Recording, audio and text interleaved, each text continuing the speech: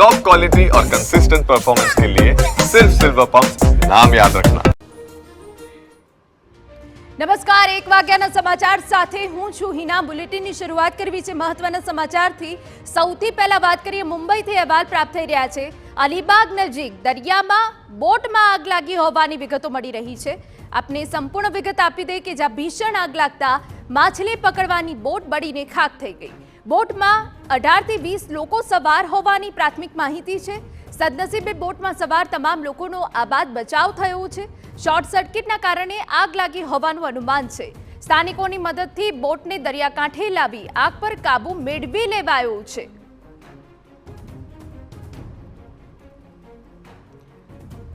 તો મધદરિયે જ બોટમાં આગ લાગી। આપને જણાવી દઈએ કે 18 થી 20 જે ખલાસીઓ હતા તે સવાર હતા, પરંતુ તે લોકોનો આબાદ બચાવ થયો છે।